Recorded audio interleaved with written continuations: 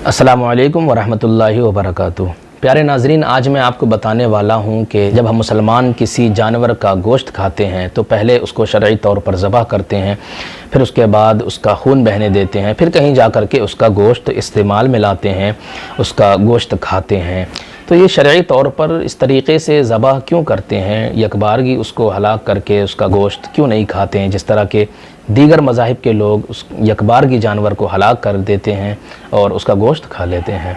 तो मैं आपको बता दूं कि शरीयत मुतहरा ने जहां हलाल खाने का हुक्म दिया है, वहीं हमें दूसरी तरफ हराम खाने से भी मना किया है। जब हम किसी जानवर को ज़बह करते हैं तो उसको ज़बह करने का मकसद सिर्फ़ ये रहता है कि उसके जिस्म से, उसके गोश्त से सारा खून बाहर निकाल दिया जाए, क्योंकि जब तक जिस्म में खून बाकी रहता है, जिस गोश्त में खून बाकी रहता है, उस गोश्त का खाना हलाल और जायज़ नहीं होता है। क्योंकि कुरान मुक़द्दस में अल्लाह रब्बुल इज़्ज़त फरमाता है, हुर्रिमत अलैकुमुल मैततु वद्दम, यानी तुम पर मुर्दार और खून हराम कर दिया गया। तो अब यहाँ पर देखिए, खून को अल्लाह रब्बुल इज़्ज़त ने हराम किया है, तो अब जिस चीज़ में भी खून होगा वो चीज़ भी हराम हो जाएगी। तो जब तक गोश्त में खून रहता है उस गोश्त का खाना हराम होता है।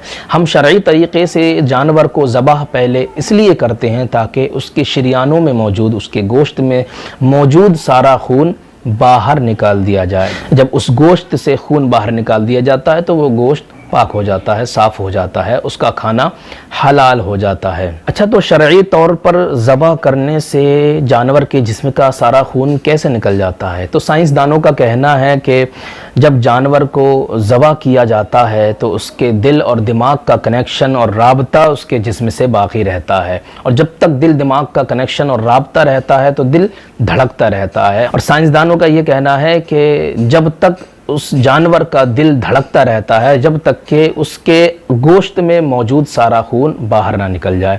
यानी जब गोश्त से सारा खून बाहर निकल जाता है तो दिल धड़कना बंद कर देता है। बरखिलाफ़ इसके कि अगर हम किसी जानवर को यकबारगी हलाक कर दें, झटके से उसको मार दें, तो उसका दिल और दिमाग का कनेक्शन जो होता है जिस्म से, वो फ़ौरन ही ख़त्म हो जाता है।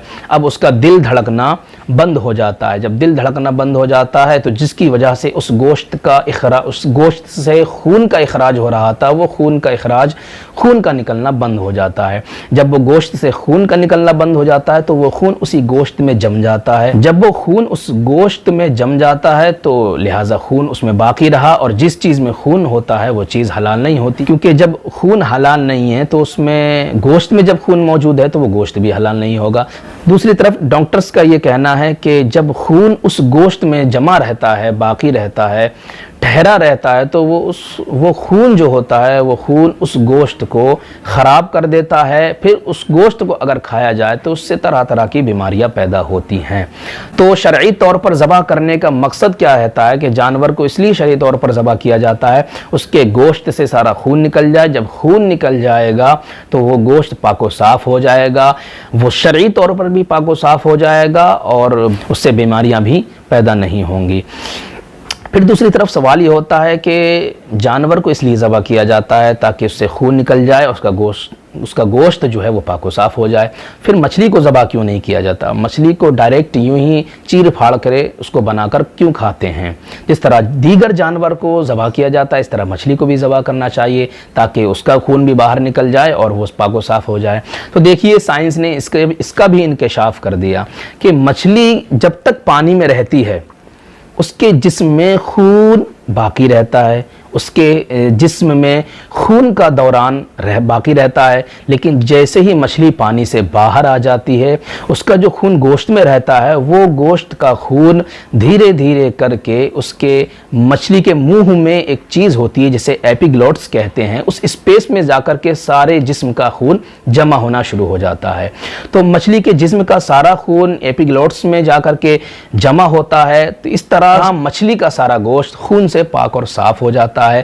तो ज़बह करने का मकसद यही होता है कि गोश्त से सारा खून نکال لیا جائے۔ اور مچھلی کا چونکہ خود بخود آٹومیٹک جسم کا سارا خون وہ مچھلی کے ایپیگلوٹس میں جا کر کے جمع ہو جاتا ہے، تو وہاں پر پھر کوئی ذبح کرنے کی ضرورت ہی نہیں رہی، اس لیے ہم مچھلی کو ذبح کر کے نہیں کھاتے۔ پھر یہ سوال ہوتا ہے پھر جو خون باقی رہتا ہے اس کے منہ میں اس کا کیا ہوتا ہے؟ تو یہ تو صاف ظاہر ہے کہ جب مچھلی کھائی جاتی ہے تو اس کے منہ میں جو بوال ہوتا ہے، اس کے منہ میں جو چیزیں ہوتی ہیں، مواد ہوتا ہے، وہ سب چیز کو اس کو نکال کر کے پھینک دیا جاتا ہے، اس کو کھایا نہیں جاتا۔ یہی وجہ ہے کہ دیگر جانور کو ہم ذبح کر کے کھاتے ہیں اور مچھلی کو ذبح کر کے نہیں کھاتے۔